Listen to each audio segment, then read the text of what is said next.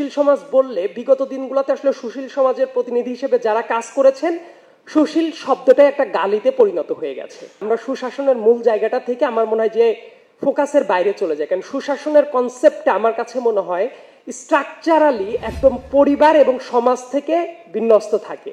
সেই জায়গাটা বাদ দিয়ে আমরা প্রতিষ্ঠান নিয়ে কথা বলির জন্য আমরা শর্ট টার্ম প্ল্যান করি, কিন্তু দীর্ঘস্থায়ী কি প্ল্যানটা হচ্ছে এই ব্যাপারের পর আমাদের ফোকাসটা হারিয়ে যায়, এবং এই ফোকাসটা দেখে দেওয়ার দায়িত্ব হলো সিভিল সোসাইটির। তো সিভিল সোসাইটি একটু আগে চমৎকার একটা সংজ্ঞায়নের দিক থেকে বলছিল যে বাংলায় সংজ্ঞায়ন করার চেয়ে ইংলিশে সিভিল সোসাইটি বলাটা উচিত, কারণ নাগরিক সমাজ বা সুশীল সমাজ বললে বিগত দিনগুলোতে আসলে সুশীল সমাজের প্রতিনিধি হিসেবে যারা কাজ করেছেন সুশীল শব্দটাই একটা গালিতে পরিণত হয়ে গেছে। এবং কেন গালিতে পরিণত হলো এই ব্যাপারটা আমাদের বোধহয় আইডেন্টিফাই করাটা খুবই জরুরি ছিল। পাওয়ার স্ট্রাকচারকে যে সুশীল সমাজ প্রশ্ন করতে পারে না সেই সুশীল সমাজ আর পাওয়ারের যারা তোষামতি করে খায় তাদের ভেতরে কোনো পার্থক্যটা থাকে না। শেখ হাসিনা কেন স্বৈরাচার ছিল? কারণ স্বৈরাচারের তোষণ করার মতো বহু সিভিল সোসাইটি তৈরি হয়ে গিয়েছিল, সাংবাদিকদের জায়গা থেকে, আর্টের জায়গা থেকে, নায়ক নায়িকা, গায়ক গায়িকা, শিক্ষক, প্রত্যেকটা জায়গা থেকে। এমনকি এনজিও নিয়ে অনেক ভালো ভালো কথা হচ্ছিল, খুবই দুঃখের সাথে বলতে হয় এমন অনেক এনজিও ছিল যারা তাদের মূল কাজটা ফোকাস করা বাদ দিয়ে এই দেশটাকে গণতন্ত্রহীনতার পথে নিয়ে যাওয়ার জন্য সবচেয়ে বড় অবদান যারা, তারাও কিন্তু উপস্থিত ছিল, এই কথাটা অস্বীকার করা উচিত না। তো সময় যেহেতু খুবই সংক্ষিপ্ত, আমি খুব বুলেট পয়েন্ট একটু চলে যাই যে বর্তমানে আমরা কি চাই, সেই ব্যাপারটা হচ্ছে বর্তমান ভাবনা এবং ভবিষ্যৎ প্রত্যাশা।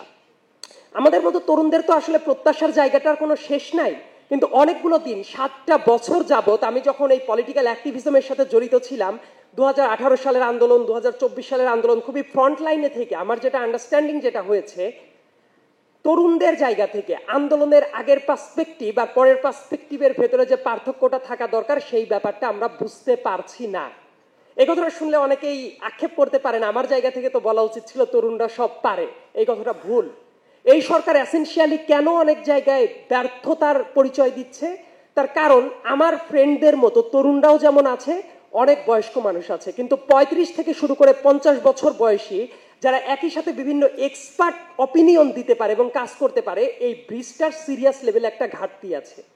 এবং সিভিল সোসাইটি হিসেবে যদি বিবেচনা করা হয় এই ব্রিজটা স্থাপন করা অত্যন্ত জরুরি, কারণ তরুণরা সব পারে না। এই ব্যাপারটা অনেকে বলে না, কিন্তু আমি ব্যর্থহীন ভাষায় এই কথাটা বলছি।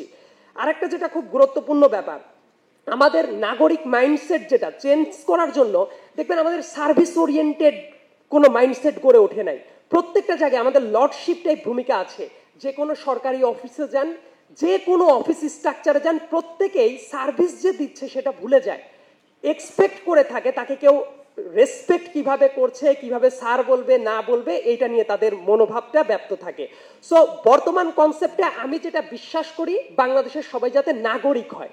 বর্তমান প্রত্যাশা আমার এই এতটুকুই, নাগরিক যদি হয় এবং তার নাগরিক মর্যাদা যেটা, এই দুইটা প্রতিষ্ঠিত হলেই বর্তমানে, আমি বলছি না পুরোপুরি দেশটা ঠিক হয়ে যাবে, আমি এই টাইপ এক্সপেকটেশন রাখি না, কিন্তু একটা ওয়ার্কিং আন্ডারস্ট্যান্ডিং এ চলে যাওয়াটা পসিবল। আর ভবিষ্যতের জন্য আমি খুবই বুলেট পয়েন্টে 3টা কথা বলবো।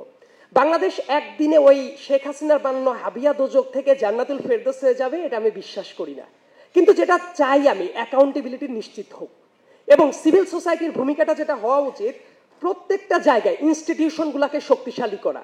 সরকার বা অন্য যে কোনো পাওয়ারফুল পোস্ট এসেনশিয়ালি তারা স্বৈরাচারী হয়ে যেতে চায়, তাদেরকে চেক অ্যান্ড ব্যালেন্সে রাখার দায়িত্ব সিভিল সোসাইটির। অ্যাকাউন্টেবিলিটি নিশ্চিত করে, ইনস্টিটিউট মানে আমি বোঝানোর চেষ্টা করছি ইলেকশন কমিশন, মানবাধিকার কমিশন, দুর্নীতি দমন কমিশন, এই প্রতিষ্ঠানগুলোকে যদি 100% অ্যাকাউন্টেবিলিটি নিশ্চিত করতে দেওয়া হয়, বাংলাদেশ আজকের থেকে অনেকটা বেটার পজিশনে চলে যাবেই বলে আমি বিশ্বাস করি। এবং যে প্রত্যাশাটা আমি রাখি লং টার্মের জন্য, বাংলাদেশকে যদি চিন্তা ভাবনা করতে হয়, মতামত যারা দেয় বিভিন্ন ফোরামে, প্রপার স্টেক হোল্ডাররা দেয় না। ঢাকার গণপরিবহন নিয়ে যদি কথা হয়, যারা ঢাকার গণপরিবহনে চড়েই না, দেখবেন তারা এসি রুমে বসে মতামত দিচ্ছে, প্রপার আর্টিকুলেশনটা হয় না। আর 2 নাম্বার জিনিস যেটা আমি দেখতে চাই, বাংলাদেশকে এই ঢাকামুখিতা দূর করা উচিত, ডিসেন্ট্রালাইজেশন করা উচিত। এবং এই কাজটা করতে যদি আমরা ব্যর্থ হই, এই 20 কোটি মানুষের দেশে কোনো অবস্থাতেই সুশাসনও আসবে না, কোনো কিছুই হবে না। সো ডিসেন্ট্রালাইজেশন, এইটা আমি লং ফর্মে এক্সপেক্ট করি। কিভাবে করা যায়? প্রত্যেকটা জায়গায়, বিচার বিভাগের জায়গায়, ব্যবসার ক্ষেত্রে, সুশাসনের ক্ষেত্রে, অ্যাডমিনিস্ট্রেটিভ স্ট্রাকচারের ক্ষেত্রে।